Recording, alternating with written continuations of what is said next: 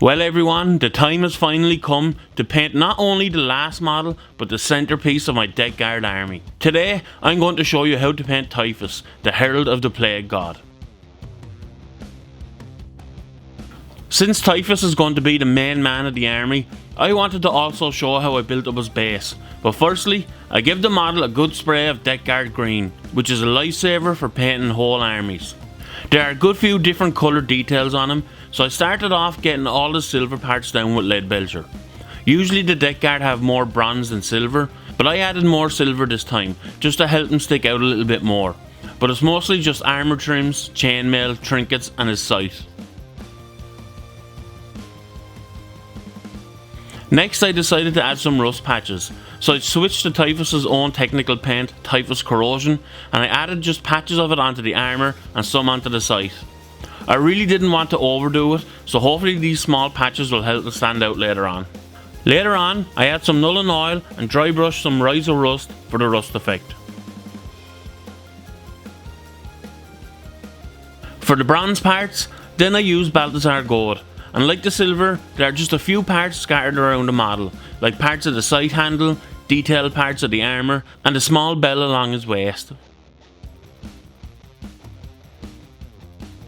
For the horns he had, I wanted to have them darker than what I had painted on some of the hero models before. So I went with Steel Legion Drab this time, and carefully painted them on while trying not to get any onto the armour.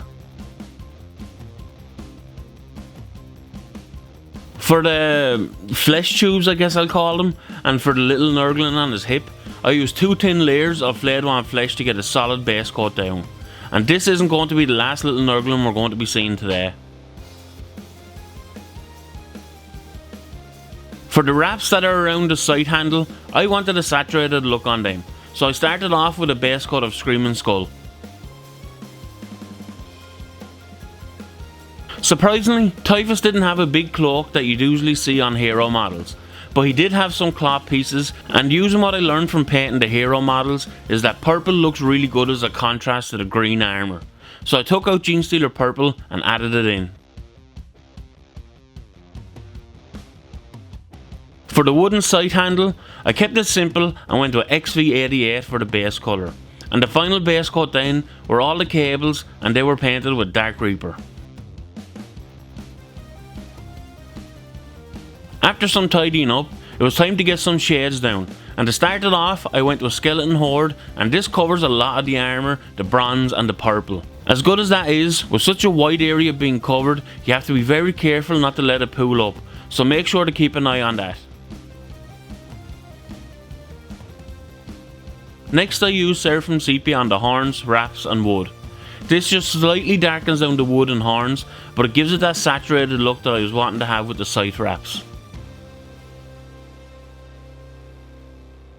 For the metal parts, silver and bronze, I went with the obvious choice of Nuln Oil to really darken it down, and I also added some onto the cables.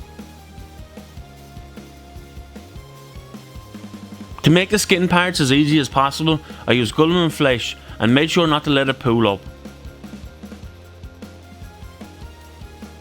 With all the shades dry, everything was looking good, but I wanted to switch over to make a start on the base. I didn't want him to have a massive base, but I wanted him to have some elevation, so I shaped some foam and stuck it down with some tin cork board. Then to add some texture, I used some Astral Granite and gave it an even spread all over the foam. When it was set, I used Eshin Grey as the base coat, and I just noticed while editing that I didn't put a prime on it before the paint, but a couple of thin layers of Eshin Grey gets the job done.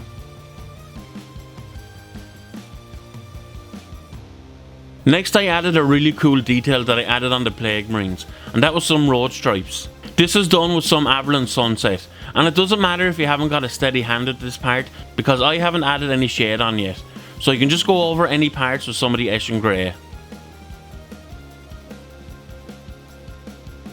Speaking of shading, next I shaded everything with some Nuln Oil. When dry, I dry brush some Dawnstone all over, and as a finishing touch, I give it one last shade of Skeleton Horde to really give it that dirty feel. If it darkens too much for you, you can go over it again with a light dry brush of Dawnstone. With a good chunk of the model painted, now comes the trickier part of highlighting. And to kick it off, I pick up some Ogron camo for the green armor. So this guy has a few tricky parts that can be hard to get to. So the key thing to do here is to take your time and really slow down. Get the right mix of lamb and medium in with your Ogron camo and slowly add it on. Highlighting is the longest and probably the most frustrating part when painting, but it's the highlights that really make your model and its details shine, so it's well worth taking your time here. Next was the silver and bronze parts, and with Stormhost silver and Runelord brass just used on the edges and the higher parts, these really make the metal shine. The purple highlights were then done with the Chala Lilac. I was kinda lucky with this because I only had 2 purple paints and I wasn't sure what colour to highlight if this didn't work, but it turned out great in the end. For the horns, I went with Baller Brown for the highlights, and at first I thought it looked a bit too bright, but looking back at it now, I think it needed to be this bright so the horns wouldn't get lost in all the dim colours. I was fighting the urge to just dry brush the wraps, but I was on a roll with the edge highlights, so I kept it going with a Shapty bone and carefully applied it just along the very edges. The XV88 highlights on the wood here were a little tricky to do, because it's such a small area and it's not the easiest to find the right angle to get into it, but if you're steady enough, you'll get it no problem. I really wanted to keep the skin simple as possible, and to finish it off, I went back to Flayed on Flesh and just painted it onto the edges and the highest parts. Little as possible on the skin because I always mess it up somehow.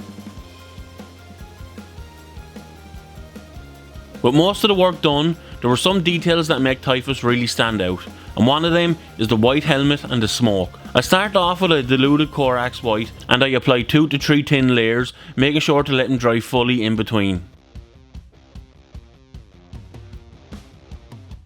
When it came to shading, I originally was going to go with Nighthawk Gloom, but I thought it was going to be too strong and overtake the white. So I gave Apothecary White a go, and honestly, it did very little if anything.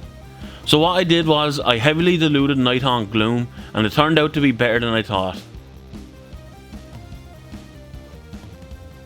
I then gave the smoke a dry brush of White Scar. I knew I'd sneak some dry brushing in here eventually, but then I had to switch to a smaller brush, hold my breath, and as steadily as I could, I added the highlights onto the helmet. For those pesky flies, it actually works out perfect having the white base coat on, because I use Plague Bear's flesh contrast over the bodies to get that sickly green effect. For their wings, I wanted to keep the pale look going, so I used another contrast paint in Nyandan Yellow. And then, to finish them off, I carefully painted their eyes with some Blood Angels Red. The final thing to add on the models was the boils, and I started off with 2 layers of Averland Sunset to get the base coat down. Then I used Cardboard Crimson to give it a raw and an infected look. To finish them off, I then went back over just the very top of the boils with a little bit of Averland Sunset. Having painted the whole army before I got to Typhus, I was well prepared jumping into painting him. I knew all the paints I need to use and how to get certain areas done for the most part. I've always said that being prepared before painting something, especially your hero of the army, does half the work for you. I tried to make painting Typhus as easily as I could and still have him look good on the tabletop, and I think I did that, and hopefully it will help you painting your own Deathguard models. This is the final model of the army, but stay tuned because there will be a showcase video coming up after this. But if you guys like this video, make sure to hit the like button, leave a comment below, subscribe if you haven't, and once again, thanks for watching.